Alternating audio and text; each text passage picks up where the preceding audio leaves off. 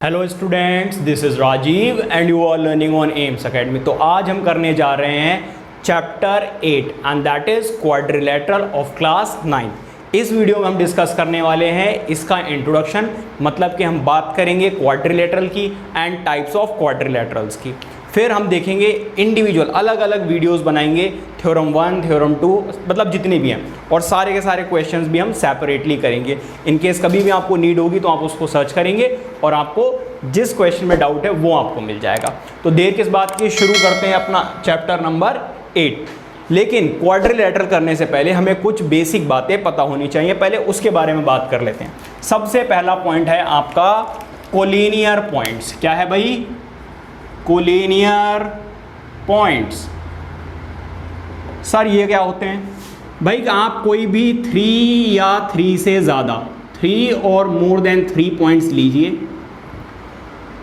और जब आप इनको ज्वाइन करें और ये एक स्ट्रेट लाइन पर लाई करेंगे तब हम इन पॉइंट्स को क्या बोलेंगे? Collinear points. आई होप के बात क्लियर हो गई होगी। फिर इसके बाद नेक्स्ट हमारा जो पॉइंट आता है that is non collinear points. क्या होते हैं? Non collinear points. Non collinear points कौन से होते हैं? ऐसे 3 पॉइंट्स जिनको ज्वाइन करने के बाद एक स्ट्रेट लाइन ना बने। मतलब अगर आपने इन दोनों को ज्वाइन किया तो ये वाला पॉइंट रह जाएगा, अगर आपने इसको ज्वाइन किया तो ये रह जाएगा, और अगर आपने इसको ज्वाइन किया फिर ये वाला पॉइंट रह जाएगा। तो ऐसे पॉइंट्स को हम क्या बोलते हैं? Non collinear points. आई होप के बात क्लियर हो गई होगी। तो ये रहे आपके A, B and C, 3 non collinear points. ठीक है, इसके बाद बात करते हैं ट्रायंगल की। किसकी बात करते हैं? ट्रायंगल। सर पढ़ हम क्वाड्रिलेटरल रहे और आप हमें बता रहे हैं ट्रायंगल के बारे में। सुन लो भाई, क्वाड्रिलेटरल पर भी आ रहे हैं, सब्र रखिए, सब्र का फल क्वाड्रिलेटरल होता है। हाँ जी बेटा। तो अगर आप 3 नॉन कोलिनियर पॉइंट्स को ज्वाइन कर दें, क्या कर दें? ज्वाइन कर दें, तो फिर जो शेप ऑब्टेन होगी उसको हम क्या बोलते हैं? ट्रायंगल। ठीक है। So the figure obtain by joining the 3 non collinear points is called triangle, या फिर हम इसको सिंपली क्या बोलते हैं? A 3 sided closed polygon is known as triangle. अच्छा, ट्राइंगल की कितनी साइड्स होती हैं? 1 2 3 साइड्स। सर ये हम 6th क्लास में पढ़ चुके हैं। हाँ जी पता है मुझे। एंगल्स कितने होते हैं? 3 एंगल्स। वर्टेक्स किसको बोलते हैं? ये जो कॉर्नर हैं, कॉर्नर, इनको हम बोलते हैं वर्टेक्स। ठीक है। तो इसके वर्टेक्स भी कितने होते हैं? Vertices, 3 vertices. अच्छा, इसके एंगल्स को कैसे लिखा जाता है ध्यान से देखना। ठीक है। अगर मैं इसकी साइड्स की बात करूं तो साइड्स कौन कौन सी है? आप इसको लिख सकते हैं ए बी या बी ए बी लिख सकते हैं, चलेगा। दूसरा क्या होगा? बी सी या सी बी, कुछ भी लिख देंगे तो चलेगा। ए सी आप कैसे लिखेंगे? ए सी भी लिख सकते हैं और सी ए भी लिख सकते हैं, इसमें कोई भी दिक्कत नहीं है। बात करते हैं बेटा एंगल्स की। इसके एंगल्स को लिखने के हमारे पास 2 ऑप्शंस है। पहला तो ऑप्शन ये है कि आप एंगल ए लिख दें, या फिर इसको लिखने का क्या तरीका है? आप लिखें सी ए बी। पहले आप ऐसे एंगल का सिंबल बनाएंगे और लिखेंगे सी ए बी, या फिर आप ऐसे लिख सकते हैं एंगल बी ए सी। इसको लिखने का तरीका क्या है? अगर आप दोनों में नोटिस करें तो मैंने ए को मिडल में लिखा है, बीच में लिखा है। इसका मतलब यह है कि हम एंगल ए के बारे में बात कर रहे हैं। आई होप के बात क्लियर हो गई होगी। आइए बात करते हैं एंगल बी की। एंगल बी को आप कैसे लिखेंगे? अगर आप एंगल बी को लिखना चाहते हैं तो आपके पास ऑप्शन है ए बी सी। पहले एंगल का सिंबल बनाएंगे, फिर ए बी सी, मतलब बी को कहाँ पर लिखना है? बीच में लिखना है। या आप इसको सी बी ए भी लिख सकते हैं, सी बी ए। तो ए बी सी लिखें या सी बी ए लिखें, उससे कोई भी दिक्कत नहीं है। तो बेसिकली हमें सीखना क्या है कि जो भी आपको एंगल लिखना है उसको आप कहाँ लिखेंगे? मिडल में लिखेंगे। आई होप के बात क्लियर हो गई होगी। अब बात करते हैं किसकी? क्वाड्रिलेटरल की। किसकी बात करते हैं? क्वाड्रिलेटरल। सर इसी का तो इंतज़ार था, ये लो जी, क्वाड्रिलेटरल। बेटा आप कोई भी 4 पॉइंट्स ले लीजिए, एनी 4 पॉइंट्स। सपोज मैंने ऐसे ले लिया ABCD, इनको आप ज्वाइन कर लीजिए। इनको जब आप ज्वाइन करेंगे तब आपको मिलेगा quadrilateral. So what is quadrilateral? A 4 sided closed polygon is known as quadrilateral. I hope के बात क्लियर हो गई होगी। जूनियर क्लासेस में आपने ये भी पढ़ा होगा कि क्वाड्रिलेटरल भी 2 टाइप्स के हो सकते हैं, concave quadrilateral and convex quadrilateral. Concave का क्या मतलब है, मैं एक बार समझा देता हूँ कॉन्वेक्स का। सपोज मैंने पॉइंट्स ऐसे ले लिए, अब आप जब इसको ज्वाइन करेंगे तो कुछ ऐसा बनेगा, 4 पॉइंट्स है। ये देखिए एंगल जो है वो अंदर की तरफ बन रहा है। अगर एंगल अंदर की तरफ बनता है तो इसको हम कॉनकेव क्वाड्रिलेटरल कहते हैं, और अगर ये एंगल अंदर की तरफ ना होकर ऐसे बाहर की तरफ होगा, इसको हम बोलेंगे कॉन्वेक्स क्वाड्रिलेटरल। कॉन्वेक्स क्वाड्रिलेटरल, ठीक है भाई, देख लेना इस पहले। अच्छा, तो हमें किसके बारे में पढ़ना है? हमें पढ़ना है सिर्फ कॉन्वेक्स क्वाड्रिलेटरल के बारे में। आई होप के बात क्लियर हो गई होगी। अच्छा, क्वाड्रिलेटरल में अगर हम देखें तो इसकी 4 साइड्स हैं, 1 2 3 4, तो 4 साइड्स हैं। एंगल्स कितने हैं? 1 2 3 4 एंगल्स हैं। अभी डिटेल में बात करेंगे इसकी, ठीक है। और कितने वर्टिसेस हैं? 4 वर्टिसेस हैं। अगर नीचे कट गया है तो भाई सुन लीजिए, 4 वर्टिसेस। वर्टिसेस मतलब कॉर्नर्स। कॉर्नर्स कौन कौन से हैं? 1 2 3 4, ठीक है। तो ये था हमारा बेसिक इंट्रोडक्शन, और ये आपने जूनियर क्लासेस में ऑलरेडी पढ़ा हुआ। सर अभी भी तो जूनियर ही में है, हाँ जी पता है जूनियर में हो, but I am talking about 6th and 7th, 5th 6th 7th में ये चीज़ें सिखा दी जाती हैं। तो ये नोट कीजिए। अब हम बात करते हैं angle sum property of a quadrilateral की, ठीक है। फिर हम बात करेंगे टाइप्स ऑफ क्वाड्रिलेटरल्स की। Please note it down. आइए बात करते हैं angle sum property of a quadrilateral. Sir angle sum property of a triangle तो सुना था, ये क्वाड्रिलेटरल क्या है? ट्राइंगल के बारे में सुना है ना, बस बहुत है। लेकिन पहले हम क्या करेंगे, क्वाड्रिलेटरल के एग्जाम्पल्स देखेंगे। कौन कौन से एग्जाम्पल्स हैं? जैसे कि आपको ये व्हाइट बोर्ड दिख रहा है ना, ये व्हाइट बोर्ड किस शेप का है? क्वाड्रिलेटरल शेप का है। क्यों? क्योंकि इसकी 4 साइड्स हैं। आपकी जो वॉल है वो किस शेप की है? क्वाड्रिलेटरल शेप की है। आपकी जो बुक है उसका अगर आप टॉप व्यू देखें तो वो किस शेप का है? क्वाड्रिलेटरल शेप का है। तो कोई भी चीज़ जो 4 साइडेड बनी हुई है, 4 साइड से बनी है, उसको हम क्वाड्रिलेटरल कहते हैं। जैसे कि आपके रूम का जो फर्श है, अगर डिज़ाइन में नहीं बना हुआ इधर उधर, तो फिर वो किस शेप का होगा? क्वाड्रिलेटरल शेप का होगा, ठीक है। अच्छा, अब बात करते हैं angle sum property of quadrilateral. भाई क्वाड्रिलेटरल की पहले बात कर लेते हैं। भाई क्वाड्रिलेटरल बना लेते हैं। अरे यार इंक बहुत, इसमें से इंक बहुत ज़्यादा निकल रही है, ओवरफ्लो हो गई। कोई बात नहीं, मैं रुकेगा नहीं। हाँ जी बेटा, ये रहा A, ये रहा B, ये रहा C और ये रहा D। क्या कीजिए, हमें ये बताना है कि इन 4 एंगल्स का सम कितना होगा, ये हमें बताना है, ठीक है। आप क्या कीजिए, इसको ज्वाइन कर लीजिए। क्या आपको ट्राइंगल की प्रॉपर्टी पता है? हाँ जी भाई, PQR, मान लीजिए ये कोई ट्राइंगल है PQR। हमें ये पता है कि सर सारे एंगल्स का sum of all the angles of a triangle is 180। ये तो पता ही है आपको भाई, ट्राइंगल के सारे एंगल्स का सम कितना होता है? 180। इसी को हम क्या बोलते हैं? Angle sum property of a triangle. अब आपको करना क्या है, अगर आप सही से देखें, आप इसको और इसको इरेज कर दें तो ऊपर आपको एक ट्राइंगल नज़र आ रहा होगा और नीचे भी आपको एक ट्राइंगल नज़र आ रहा होगा।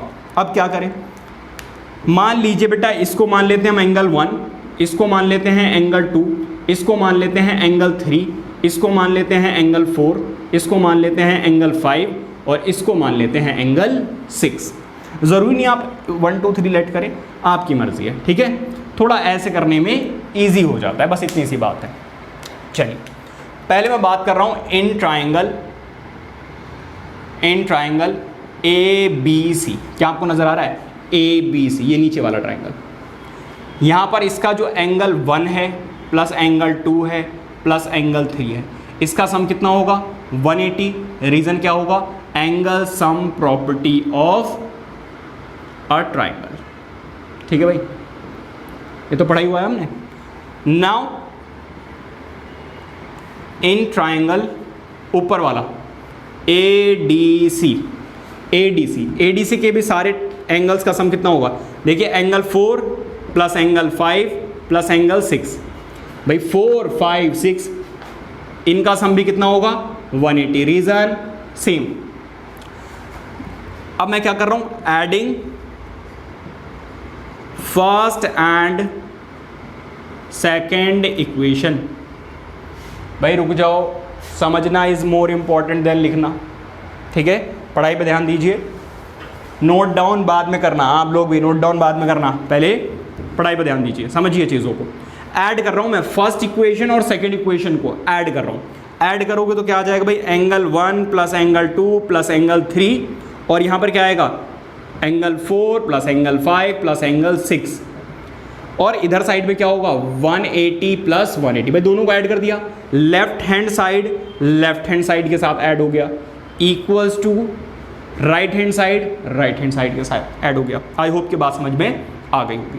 अब मैं क्या देख रहा हूँ, अगर मैं A और 5 एंगल 1 और 5 को ऐड कर दूँ तो मुझे एंगल A मिल जाएगा, और एंगल 3 एंड 4 को ऐड कर दूं तो मुझे एंगल C मिल जाएगा। Are you getting my point? तो मैं कर क्या रहा हूं? एंगल 1 और एंगल 5 को साथ में लिख रहा हूं, एंगल 3 और एंगल 4 तो ऑलरेडी साथ में लिखे हुए ही हैं। फिर क्या कीजिए? एंगल 2 और 6 को साइड में कर दीजिए। 180 प्लस 180 कितना हो गया?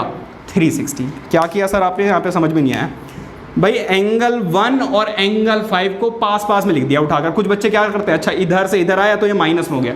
अरे नहीं भाई, जब इक्वल के आप उधर ट्रांसफर करते हैं तब ऐसा होता है। ठीक है, जगह पर अगर आप शिफ्ट कर रहे हैं उससे कुछ भी फर्क नहीं पड़ेगा।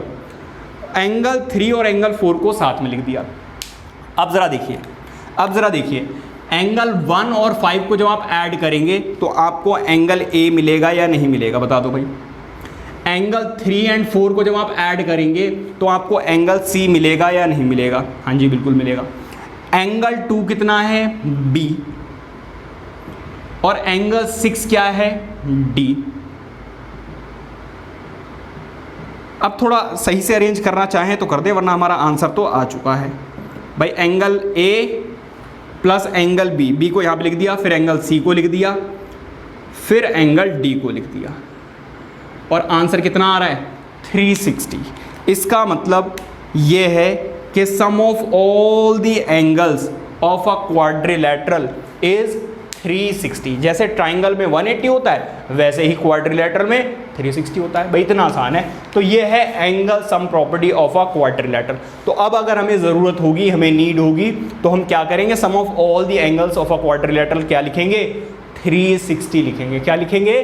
360 लिखेंगे। Please note it down. आइए बात करते हैं टाइप्स ऑफ क्वाड्रिलेटरल्स की। ठीक है, टाइप्स ऑफ क्वाड्रिलेटरल्स का मतलब क्या है भाई? देखिए इधर सिंपली कोई भी आपने एक फिगर ली इस तरीके से, 4 साइडेड है, आड़ी ताड़ी ABCD। अब देखो सारी की सारी अनइक्वल टाइप की दिख रही है ना, ये और ये डिफरेंट है। किसी की लेंथ कुछ है, किसी की लेंथ कुछ है, तो इसको सिंपली हम क्वाड्रिलेटरल कहते हैं। समझ में आ गई बात नहीं? इसको हम सिंपली क्या कहेंगे? क्वाड्रिलेटरल कहेंगे। अच्छा, तो पहला तो हो गया क्वाड्रिलेटरल, लेकिन हमें क्या पढ़ना है? हमें पढ़ना है जी टाइप्स ऑफ क्वाड्रिलेटरल। ठीक है, पहले तो आप ये समझिए कि पैरेललोग्राम क्या होता है। आपने ऐसा क्वाड्रिलेटरल बनाया,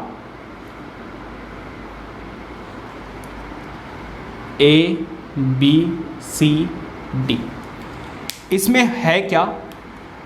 ये वाली साइड इसके पैरेलल है, ये वाली साइड इसके पैरेलल है, और साथ के साथ ऑब्वियसली ये इक्वल भी होंगी। तो if the pair of opposite sides are parallel and equal. पहले आपको मैं पैरेलल और इंटरसेक्टिंग लाइंस भी बता देता हूं भाई। पैरेलल लाइंस क्या होती हैं?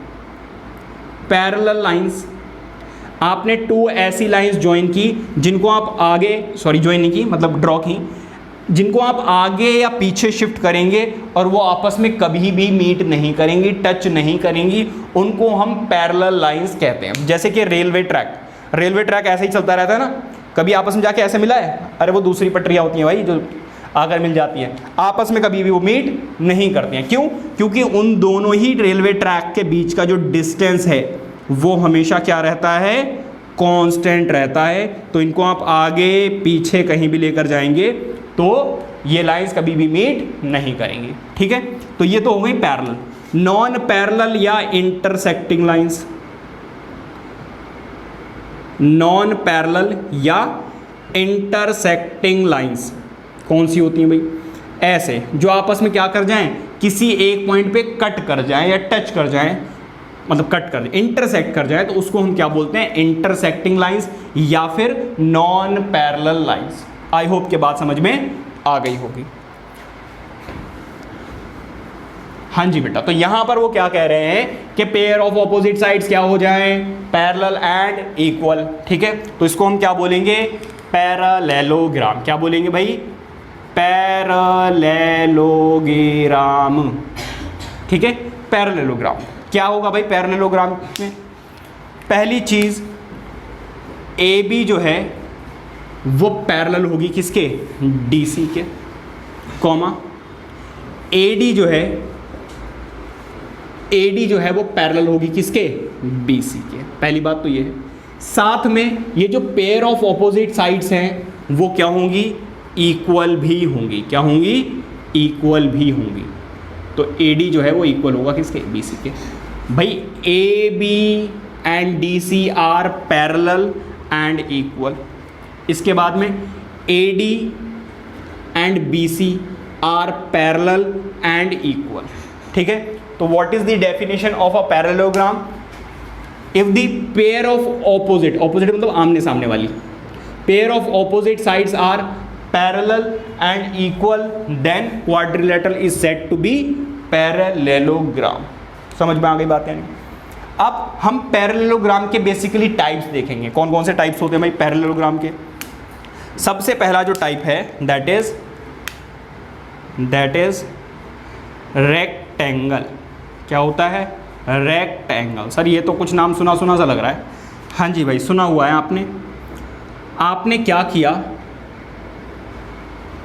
आपने क्या किया सर? हमने क्या कर दिया? आपने ये किया कि इस पैरेललोग्राम को थोड़ा सा सीधा कर दिया। और कितना सीधा कर दिया कि सारे एंगल्स जो हैं वो क्या हो गए? 90 डिग्री के हो गए। क्या हो गए? 90 डिग्री। अच्छा, एक बात और बताना भूल गया मैं। क्या भूल गया सर? भूला मत करो सर, सारी बातें बताओ। देखो, अगर पेयर ऑफ ऑपोजिट वर्टेक्स को ज्वाइन कर दिया जाए तो बेटा इसको हम डायगोनल कहते हैं। क्या कहते हैं? डायगोनल। क्या कहते हैं? डायगोनल। सर इसको भी तो ज्वाइन कर सकते थे। हाँ जी बिल्कुल कर सकते हो। इसका मतलब ये है कि क्वाड्रिलेटरल के 2 डायगोनल्स होते हैं। कितने डायगोनल्स होते हैं? 2 डायगोनल्स होते हैं जो आपस में कहीं पर इंटरसेक्ट भी करेंगे अगर आप साथ में ड्रॉ कर देंगे तो। ठीक है सर, अब बात समझ में आ गई।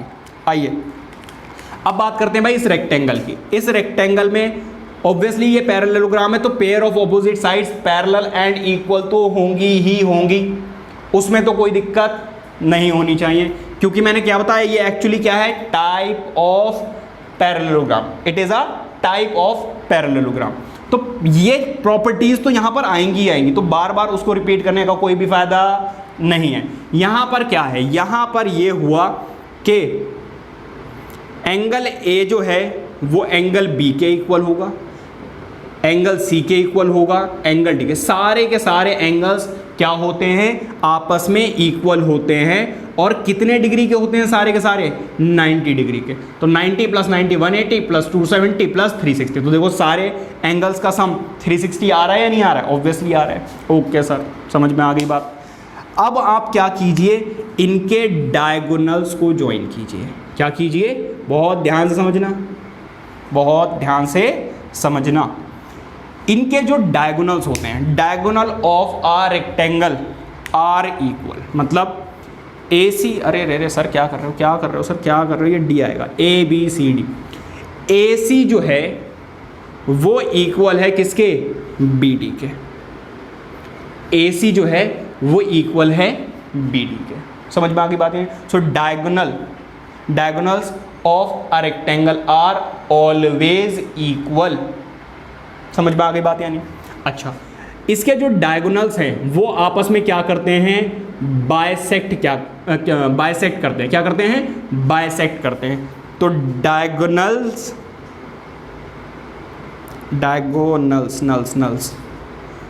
Of a rectangle bisects each other. Bisects each other, sir इसको लिखेंगे कैसे, लिखोगे आप ऐसे कि जो AO है वो CO के इक्वल है, जो DO है वो BO के इक्वल है। ये हैं, ये वाली प्रॉपर्टीज तो यहां पर है ही हैं। क्यों, क्योंकि ये टाइप ऑफ पैरेललोग्राम है। तो pair of opposite sides of a rectangle are also parallel and equal. भाई पेयर ऑफ ऑपोजिट साइड्स यहां पर भी पैरेलल भी हैं और इक्वल भी हैं, तभी तो ये पैरेललोग्राम है। ठीक है। अगर कोई आपसे ये कहे, ध्यान से सुनना मेरी स्टेटमेंट, अगर वो ये कहें कि every parallelogram is a rectangle, तो बेटा ये बात झूठी है, झूठा है, वो गलत बोल रहा है, फॉल्स। स्टेटमेंट कैसी है, फॉल्स। क्यों, क्योंकि देखो यहां पे pair of opposite sides parallel and equal तो हैं, बट एंगल्स 90 डिग्री के नहीं हैं, इसीलिए ये वाली स्टेटमेंट क्या है, फॉल्स है, झूठी है। ठीक है। अब बात यहां पर करते हैं, अगर वो कहते हैं every rectangle is a parallelogram, तो बेटा ये बात सही है। क्यों, क्योंकि पैरेललोग्राम की स्टेटमेंट सिर्फ इतनी है कि pair of opposite sides parallel हों और pair of opposite sides equal भी हो और पैरेलल भी हो। तो भाई पेयर ऑफ ऑपोजिट साइड्स देखो तो सही, पैरेलल भी हैं और इक्वल भी हैं। इसका मतलब ये जो है वो पैरेललोग्राम की सारी प्रॉपर्टीज को फॉलो कर रहा है, therefore statement is true. But अगर वो ये कहें कि every parallelogram is a rectangle, तो बेटा statement is false, because parallelogram के एंगल्स 90 डिग्री के हो भी सकते हैं, नहीं भी हो सकते हैं। समझ में आ गई बात यानी। आई होप के बात क्लियर हो गई होगी। तो ये रेक्टेंगल है। अब बात करेंगे स्क्वायर की और उसके बाद बात करेंगे रोम्बस की। Please note it down. आइए बात करते हैं स्क्वायर की। भाई ये स्क्वायर कौन सी बला है, इस रेक्टेंगल को लीजिए और पास में ले आइए, और कितना पास में ले आइए कि ये सारी की सारी साइड्स जो हैं वो इक्वल हो जाए। तो आपने क्या बोला सर, क्या बोला, रेक्टेंगल को ऐसे दबा दो। हाँ जी, तो सर एंगल इसके तो सारे 90 डिग्री के होते हैं। तो भाई मैंने क्या बोला, मैंने तो कुछ कहा ही नहीं। स्क्वायर के भी एंगल सारे के सारे क्या होते हैं, 90 डिग्री के होते हैं। ऐसा रेक्टेंगल जिसकी सारी की सारी साइड्स इक्वल हो जाए उसको हम स्क्वायर कहते हैं। जैसे आपने रूबिक क्यूब सॉल्व किया होगा, अगर आप उसका टॉप वाला पोर्शन देखें तो वो किस शेप का होता है, स्क्वायर शेप का होता है। ठीक है, टॉप वाला ऐसे देखोगे तो 3D शेप है, फिर तो वो क्यूब है। अगर आप ऐसे टॉप से देखेंगे फिर जो आपको शेप नजर आ रही है वो एक्चुअली क्या है, स्क्वायर है। ठीक है। तो square is a special kind of rectangle in which all the sides are equal. ठीक है। तो यहां पर क्या प्रॉपर्टीज होंगी इसकी जरा ध्यान से देखिए। पहली बात तो सर सारे के सारे एंगल्स 90 डिग्री के होंगे। क्यों, क्योंकि आपने बोला it is a special kind of rectangle. Rectangle के सारे एंगल्स 90 डिग्री के, तो इसके भी सारे एंगल 90 डिग्री के। यहां पर एक बात और आ गई कि इसकी सारी की सारी साइड्स भी क्या होंगी, इक्वल। मतलब यह है कि AB equal to BC equal to CD equal to DA। मतलब अगर ये 5 सेंटीमीटर है तो ये भी 5 सेंटीमीटर होगी, ये भी 5 सेंटीमीटर और ये भी 5 सेंटीमीटर। ठीक है। अच्छा, व्हाट अबाउट डायगोनल सर, अच्छा ये क्या parallelogram, obviously pair of opposite sides इसकी क्या है, पैरेलल हैं एंड इक्वल है, इसका मतलब ये पैरेललोग्राम तो है। अभी हम टाइप्स ऑफ ही पैरेललोग्राम एक तरीके से कर रहे हैं, ठीक है, एक तरीके से क्या भाई, टाइप्स ऑफ पैरेललोग्राम ही कर रहे हैं। ये है इसके डायगोनल्स, बेटा ध्यान देना, क्या देना, ध्यान। क्यों सर ऐसे क्यों बोल रहे हो? इसके बेटा जो डायगोनल्स है ना वो परपेंडिकुलरली बाइसेक्ट करते हैं। क्या करते हैं? परपेंडिकुलरली बाइसेक्ट करते हैं। पहली बात तो स्क्वायर के जो डायगोनल्स हैं वो इक्वल होते हैं, जैसे इसमें इक्वल होते हैं वैसे ही इसमें भी इक्वल होते हैं। लेकिन यहाँ पर एक पॉइंट बहुत ज़्यादा इम्पॉर्टेंट है and that is diagonals of a square perpendicularly bisects each other, perpendicularly bisect each other। मतलब यहां पर देखो डायगोनल्स तो यहां पर भी बाइसेक्ट कर रहे थे बट परपेंडिकुलरली नहीं थे। यहां पर जो एंगल्स थे वो 90 डिग्री के नहीं थे, बट स्क्वायर में क्या है, एंगल्स 90 डिग्री के हैं। इसका मतलब ये वाली साइड इसके इक्वल होगी, ये वाली साइड इसके इक्वल होगी, साथ में ये जो एंगल्स हैं वो 90 डिग्री के होंगे। आई होप कि बात समझ में आ गई है। हाँ जी, अच्छा, अगर मैं आपसे दो स्टेटमेंट्स पूछूं, आप बताएंगे कि वो ट्रू है या फॉल्स है। पहली कंडीशन ये है कि मैं ये कह रहा हूं कि every square is a rectangle. आप बोलोगे सर बिल्कुल सही बात, अभी तो आपने बोला कि square is a special kind of rectangle. भाई रेक्टेंगल की बस इतनी सी प्रॉपर्टी है कि ऐसा पैरेललोग्राम जिसके सारे के सारे एंगल्स 90 डिग्री के हो जाएं वो रेक्टेंगल कहलाता है। भाई यहाँ पर भी ये पैरेललोग्राम भी है और सारे के सारे एंगल्स 90 डिग्री के भी हैं, तो ये क्या है, एक रेक्टेंगल है। बेसिकली अगर वो आपसे कहे कि prove that it is a rectangle, तो अगर आपने स्क्वायर भी प्रूव कर दिया तो चलेगा, ठीक है, because square is a rectangle. लेकिन अगर वो आपसे ये कहें कि every rectangle is a square, तो बेटा ये वाली स्टेटमेंट क्या है, फॉल्स। क्योंकि बेटा रेक्टेंगल तो ऐसा लंबा भी हो सकता है ना, लेकिन स्क्वायर ऐसा लंबा नहीं हो सकता है। इसकी सारी की सारी साइड्स इक्वल होंगी तभी ये स्क्वायर होगा, अदरवाइज नहीं होगा। तो पहली स्टेटमेंट क्या थी, every square is a rectangle, statement is true. But अगर वो बोले एवरी रेक्टेंगल, तो आप याद रखो एवरी रेक्टेंगल तो भाई लंबा भी हो सकता है ना, तो बेटा ये क्या हो जाएगा, फॉल्स। ठीक है, तो ये थी प्रॉपर्टीज ऑफ स्क्वायर।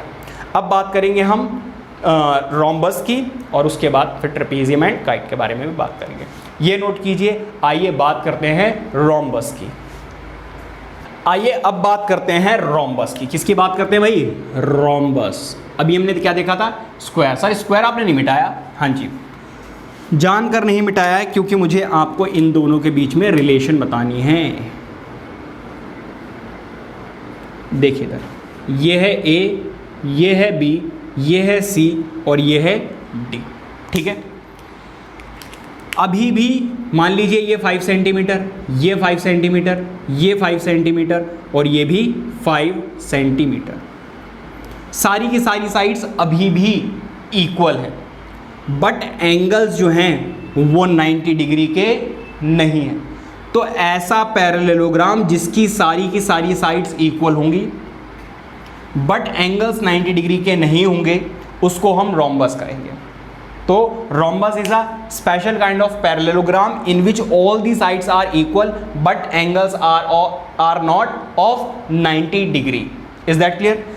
ऐसा रोम्बस जिसके एंगल्स 90 डिग्री के हो जाएंगे उसको हम क्या बोलेंगे, स्क्वायर।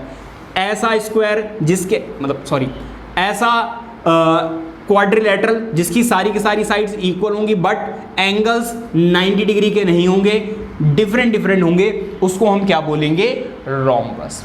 आई होप कि दोनों में बात क्लियर हो गई। तो देखो यहां पर भी सारी की सारी साइड्स इक्वल है, A B is equal to B C is equal to C D is equal to A D या D A, but angles 90 degree के नहीं हैं, एंगल्स 90 डिग्री के नहीं हैं। अगर एंगल्स 90 डिग्री के हो जाएंगे तो ऐसे रोम्बस को हम क्या कहेंगे, स्क्वायर कहेंगे। ठीक है, तो अगर कोई आपसे पूछे स्क्वायर इज आ रोम्बस, आप बोलोगे यस, क्योंकि रोम्बस की क्या प्रॉपर्टी है भाई, सारी साइड्स इक्वल होनी चाहिए, तो हो गई। ठीक है, अगर एंगल 90 डिग्री के होंगे तो हम इसे एक अलग से नाम दे देंगे स्क्वायर, और अगर एंगल 90 डिग्री के नहीं हुए तो हम इसे प्यार से रोम्बस ही कहेंगे। Is that clear? तो यहां पर होता क्या है, ये वाला एंगल इसके इक्वल होता है, मतलब pair of opposite angles are equal.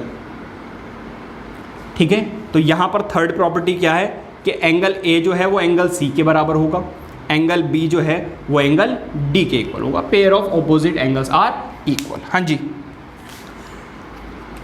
अब बात करते हैं किसकी, डायगोनल। मैं क्या देख रहा हूं, ये डायगोनल बड़ा है और ये डायगोनल छोटा है, ये डायगोनल बड़ा है देखो ना लेंथ में, और ये छोटा है। तो यहां पर जो है जो डायगोनल्स हैं इसके, जो AC है वो बेटा BD के इक्वल नहीं होते हैं। Diagonals of a rhombus are not equal, whereas diagonals of a square are equal. But ध्यान से देखना बेटा, इसके डायगोनल्स भी परपेंडिकुलरली बाइसेक्ट करते हैं, परपेंडिकुलरली बाइसेक्ट करते हैं। बाइसेक्ट का मतलब उसको 2 इक्वल पार्ट्स में डिवाइड कर देते हैं। भाई इस वाली लाइन को भी 2 इक्वल पार्ट्स में डिवाइड कर देते हैं, और ये वाला डायगोनल इस वाली लाइन को या इस वाले डायगोनल को 2 इक्वल पार्ट्स में डिवाइड कर देता है। तो यहाँ पर इसकी फिफ्थ प्रॉपर्टी क्या है कि diagonals of a rhombus perpendicularly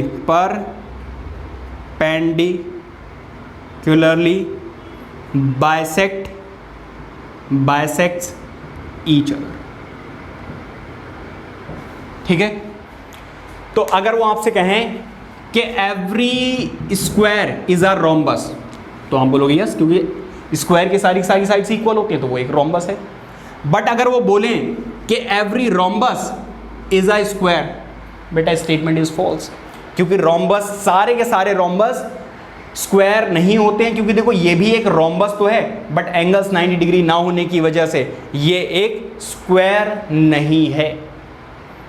बेटा अगर 0.1% भी कुछ कंफ्यूजन है तो वीडियो को बेटा रिवाइज करके रिमाइंड कीजिए, पीछे कीजिए, बैक कीजिए और दोबारा से ध्यान से सुनिए। मुझे लगता है मैंने अपने अकॉर्डिंग बेस्ट तरीके से आपको एक्सप्लेन कर दिया है। ठीक है, ये नोट कीजिए। अब हम बात करेंगे किसकी, रोम्बस हो गया हमारा, स्क्वायर हो गया, रेक्टेंगल हो गया। अब बात करेंगे हम काइट की। किसकी बात करेंगे, काइट की। Please note it down. आइए देखते हैं कि काइट किसको कहते हैं। देखिए ये शेप आपको नजर आ रही है, यहां पर ये वाली साइड इसके इक्वल नहीं है, ऑपोजिट साइड्स इक्वल नहीं है, ये वाली साइड इसके इक्वल है, और ये नीचे वाली जो साइड है वो इस नीचे वाली साइड के इक्वल है। मतलब के pair of adjacent sides, adjacent sides का मतलब जो पास में ऐसे अटैच्ड होती हैं, एक दूसरे से जो मिल रही होती हैं, उनको हम क्या बोलते हैं, एडजेसेंट साइड्स कहते हैं। ठीक है, तो यहां पर pair of adjacent sides are equal. ठीक है, अच्छा दूसरी बात, इसके जो डायगोनल्स हैं वो क्या करते हैं, परपेंडिकुलरली इंटरसेक्ट करते हैं, बाइसेक्ट नहीं करते हैं। क्योंकि आप देखें तो ऊपर वाली साइड छोटी और नीचे वाली साइड बड़ी होगी, इसलिए ये परपेंडिकुलरली इंटरसेक्ट तो करते हैं, कट तो करते हैं, बट परपेंडिकुलरली बाइसेक्ट नहीं करते हैं। तो सिंपल सी डेफिनेशन है इसकी कि बेटा काइट इज अ क्वाड्रिलैटरल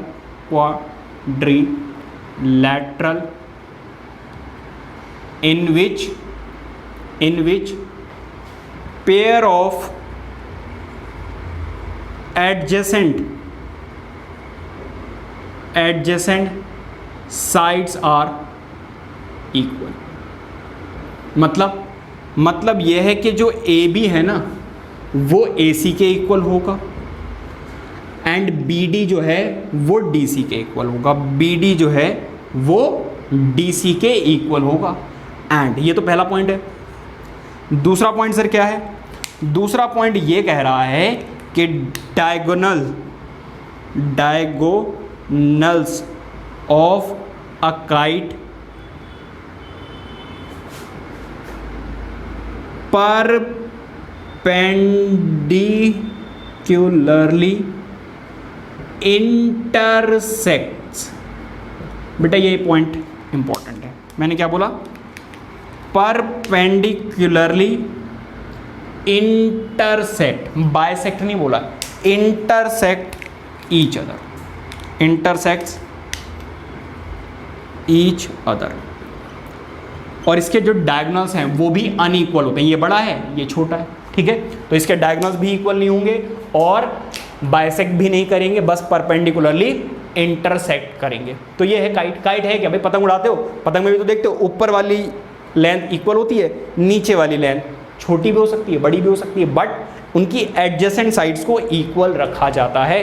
तो इसीलिए जो हम पतंग उड़ाते हैं उसको हम काइट कहते हैं, बिकॉज उसकी शेप भी ऐसी ही होती है।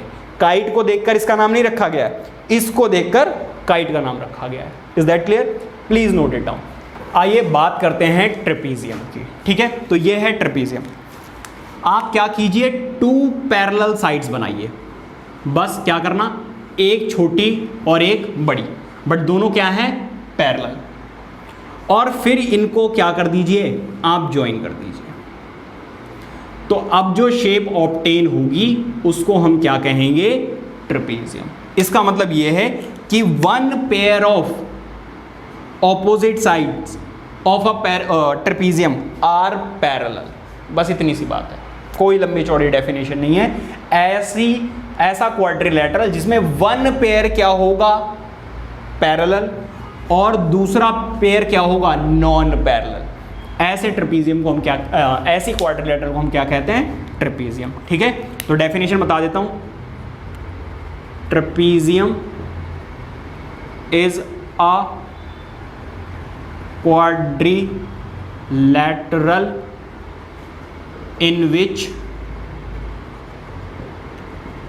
one pair of opposite sides are parallel। ठीक है, मतलब यहां पर ए बी जो है वो पैरेलल है किसके? डीसी के। ए बी जो है वो पैरेलल है डीसी के। समझ में आ गई बात? नहीं, इसके भी 2 डायगोनल्स होंगे, ये और ये। सर उसकी कोई प्रॉपर्टी एज सच कोई स्पेशल प्रॉपर्टी नहीं है, क्योंकEls ये भी चेंज हो सकती हैं, ठीक है। इसके बाद एक और है आपका आइसोसेलेस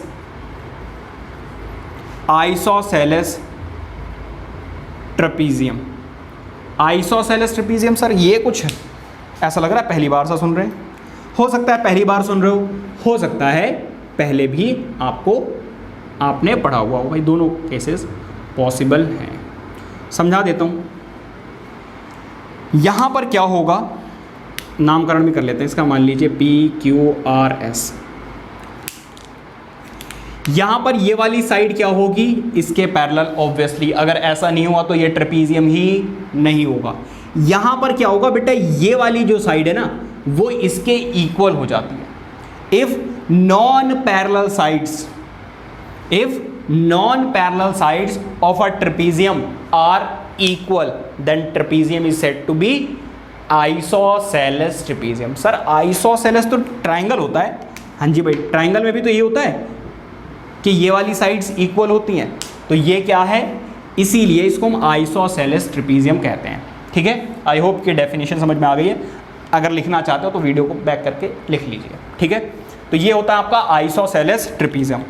पहला ट्रेपीजियम, ये टाइप्स ऑफ ट्रेपीजियम कह दो या फिर ऐसे जो भी कहना है वो कह दो। एक होता है राइट एंगल्ड ट्रेपीजियम। सर ये कहाँ से नए नए वर्ड लेकर आ रहे हो?